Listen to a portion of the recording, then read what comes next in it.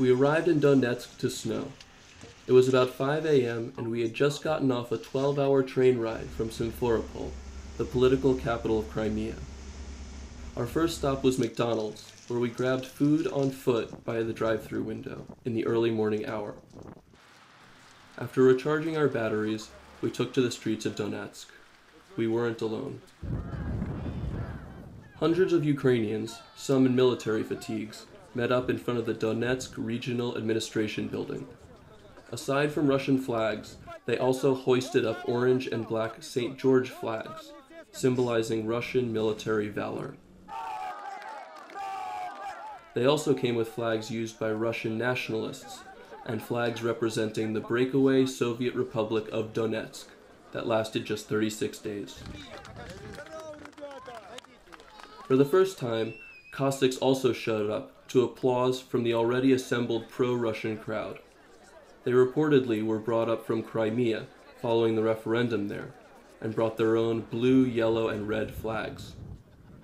Just a few yards away, about 100 Ukrainian riot police stood by in case of clashes, guarding the entrance to the government building behind them, with Ukrainian flags still flying in front. Shortly after the Cossacks arrived, so did about 120 more police. Yesterday, pro-Russian protesters broke into headquarters in the city, so everyone's on high alert after the referendum was passed yesterday. So in Donetsk, the population is pretty much split. It's 60% Russian and 40% Ukrainian supporters, so there have been a lot of clashes recently. Protesters came over to the police to peacefully voice their disapproval.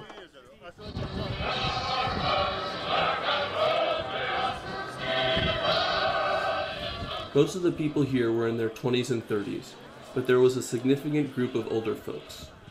The media were out in mass too, and the pro-Russian supporters took advantage of the situation by making impromptu press conferences. In Crimea, the Crimean Defense Force is pretty aggressive towards Western media especially, and here it seems we can walk around, have free range, get as close as we want, so it's a little bit different outside of the restrictions of Crimea. So we just left the protests over here. We're going to go to Lenin Square, where apparently there's a camp. People have been living there. See what's going on.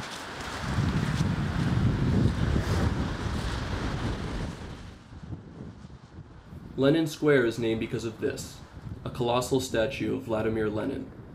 We're here with Yaroslav. He's a security guy watching over Lenin Square. Can you tell us a little about what the square was like, before the referendum?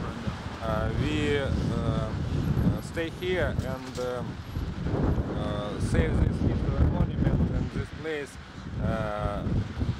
because people in the West come from this place with war. Crimean people think about Crimea is part of Russian Federation. People from Donetsk have different mind. And what is the opinion of people here in Donetsk?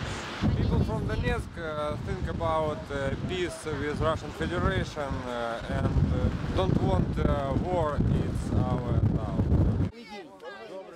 The pro-Russian supporters fear that Ukraine forces in Kiev will send in military forces to crush their protests. At the base of their understanding of the situation is their take on what's happening at the Euromaidan protests in Kiev. Here's a memorial for the Berkuts that passed away during the riots in Kiev. There's also a bunch of pictures of them on the Lenin statue over there.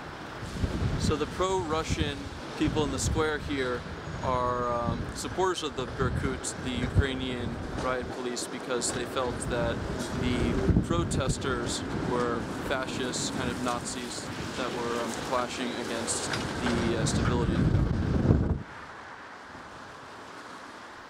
Outside of the protest areas, life continues as normal. Yet the protesters gathered in the center of Donetsk are playing an important role in determining the stability of Ukraine. Reporting from Donetsk, in eastern Ukraine, I'm Mitch Swenson.